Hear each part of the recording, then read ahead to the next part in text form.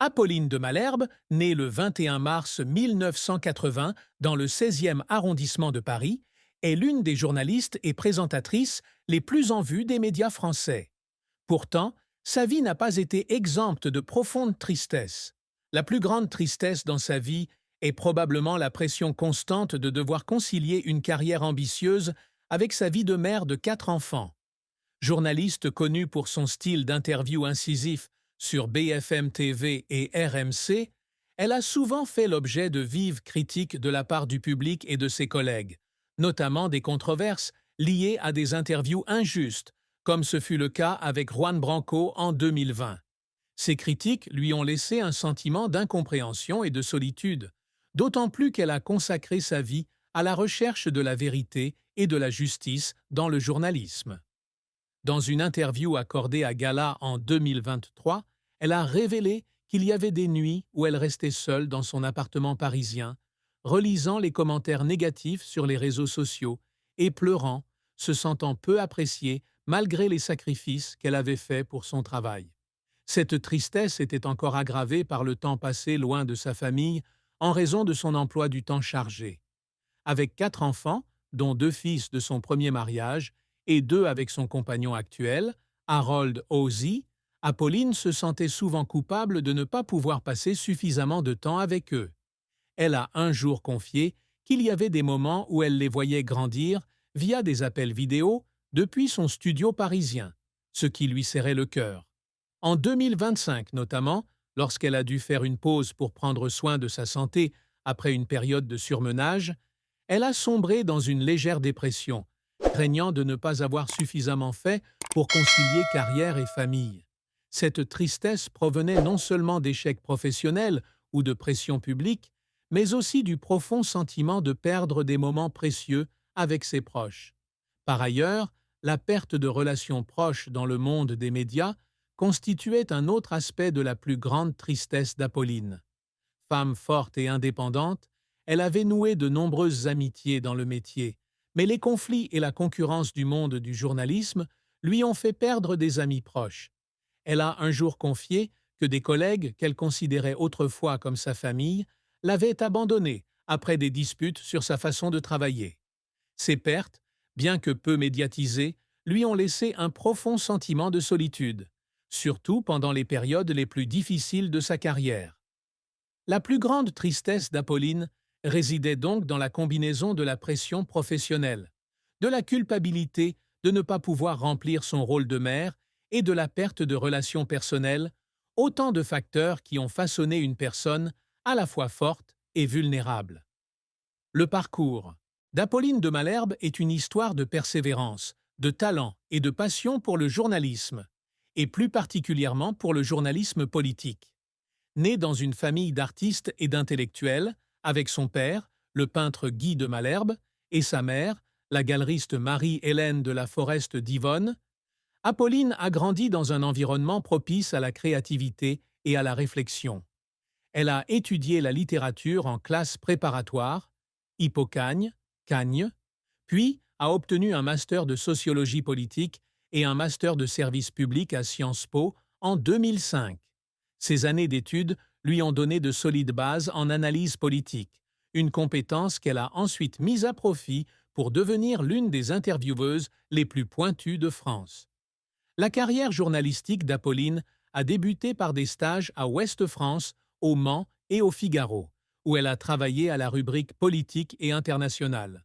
En 2001, elle a couvert les attentats du 11 septembre au Figaro, une expérience qui lui a fait prendre conscience du pouvoir du journalisme sur l'opinion publique. Elle a ensuite travaillé chez LCI, où elle a rencontré le journaliste Christophe Barbier, qui l'a aidé à intégrer l'équipe de préparation des matinales politiques. En 2007, elle a publié son premier livre, Politique cherche Audimat, désespérément, aux éditions Albin Michel, qui analyse l'utilisation de la télévision par les politiques pour séduire le public. Ce livre, récompensé par le prix Edgar Faure, a marqué un tournant majeur dans sa carrière et l'a fait connaître sur Next Radio TV, ce qui l'a amené à rejoindre BFM TV. De 2007 à 2012, Apolline a travaillé à BFM TV, où elle a rapidement gravi les échelons, passant de rédactrice en chef à correspondante à Washington, de 2008 à 2011. Durant cette période, elle a couvert l'élection présidentielle américaine de 2008 et l'investiture de Barack Obama, ainsi que l'affaire DSK de 2011, collaborant avec des chaînes internationales telles que CNN, NBC et ABC.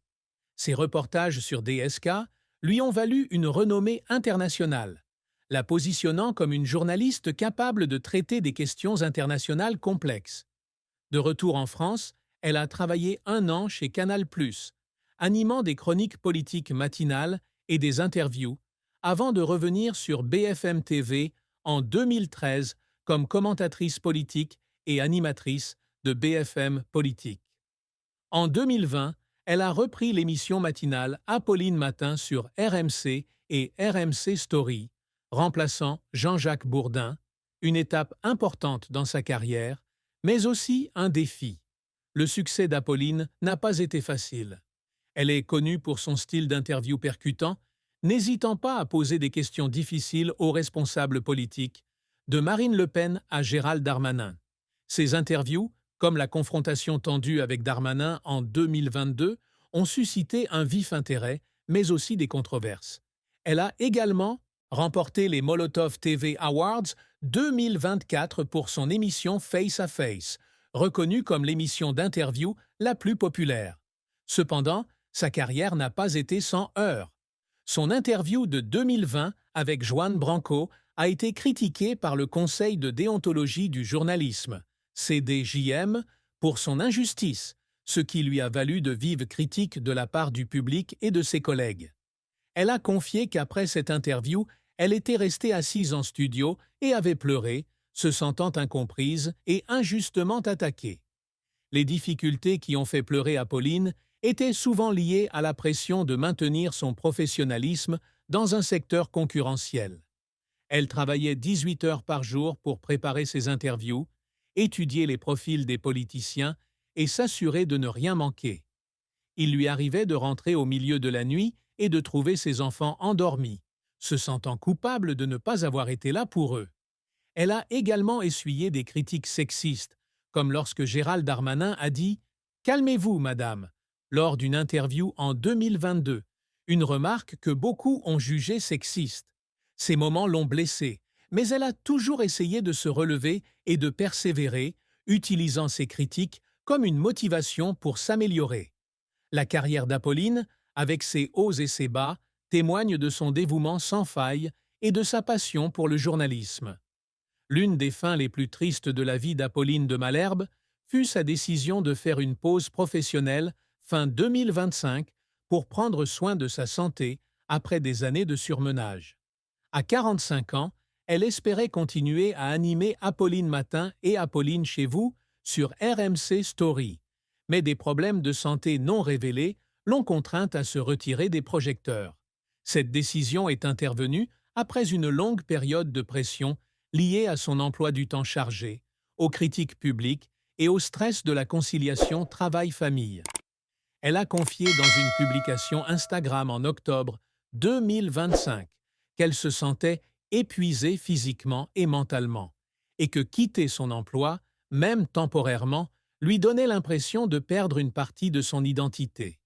Cette triste fin fut d'autant plus douloureuse qu'elle réalisa qu'elle ne retrouverait peut-être jamais la même intensité de travail qu'auparavant.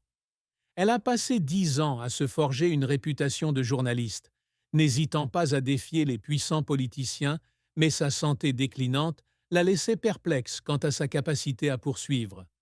Assise dans son appartement parisien, elle regardait d'anciennes interviews en larmes, sentant que ses efforts n'étaient pas pleinement reconnus. Cette rupture n'était pas seulement un événement personnel, mais aussi une période difficile de sa carrière, car elle devait accepter de ne plus pouvoir accomplir tout ce qu'elle faisait auparavant. Malgré le réconfort de sa famille et de ses amis, Apolline ressentait un profond sentiment de solitude, craignant d'être oubliée dans un secteur en constante évolution. L'amour et le mariage d'Apolline de Malherbe ont été un voyage émotionnel, empreint de joie et de tristesse. Elle avait été mariée à Alexis Morel, haut fonctionnaire ayant travaillé au cabinet de Nicolas Sarkozy avant de rejoindre le groupe Thales. Ils ont eu 2 fils, nés en 2006 et 2010, et leur mariage a duré plusieurs années avant de divorcer vers 2013. Apolline a confié que les pressions liées à leurs 2 carrières, combinées à son emploi du temps chargé à BFM TV et aux fonctions politiques d'Alexis, les ont éloignés. Elle a raconté que certains soirs, lorsqu'elle rentrait de Washington, elle retrouvait Alexis occupé par son travail à Paris, et que les disputes pour savoir qui s'occuperait des enfants avaient créé des divisions irréparables. Lorsqu'elle a signé les papiers du divorce, Apolline a pleuré, estimant n'avoir pas réussi à maintenir la famille unie pour les enfants. Après le divorce, Apolline a retrouvé l'amour avec Harold Hosie, psychanalyste et ancien conseiller média de Manuel Valls. Ils ont commencé leur relation vers 2014 et ont 2 enfants, une fille prénommée Anna, née en 2017, et une autre en 2018. Harold, avec sa personnalité calme et compréhensive, a été un soutien émotionnel pour Apolline pendant les moments les plus difficiles de sa carrière. Elle a déclaré un jour dans une interview à Gala qu'Harold était « la meilleure chose qui me soit arrivée », car il savait toujours quand elle avait besoin d'être écoutée. Cependant, leur relation n'a pas été sans difficulté. En 2025, lorsqu'Apolline a dû interrompre son travail pour des raisons de santé, elle s'est sentie coupable qu'Harold doive assumer davantage de responsabilités familiales. Certains soirs, elle s'est assise avec lui pour s'excuser d'avoir laissé le travail éclipser sa vie de famille, et ces moments l'ont fait pleurer. La plus grande tristesse d'Apolline, tant en amour qu'en couple, était le sentiment de ne pas pouvoir remplir pleinement son rôle de mère et d'épouse, sa carrière exigeant énormément de temps et d'énergie. Elle a un jour confié qu'il y avait des jours où elle ne voyait ses enfants que par FaceTime et que lorsque son fils aîné lui demandait pourquoi elle n'était pas au spectacle de l'école, elle pleurait, estimant ne pas en faire assez. Malgré le soutien constant d'Harold, Apolline subissait toujours la pression de concilier travail et famille, surtout lorsqu'elle devait travailler loin de chez elle ou subir les critiques du public. Son amour et son mariage, bien que fondés sur la compréhension et le soutien, étaient également empreints d'une profonde tristesse, car elle peinait à maintenir ces 2 rôles importants dans sa vie.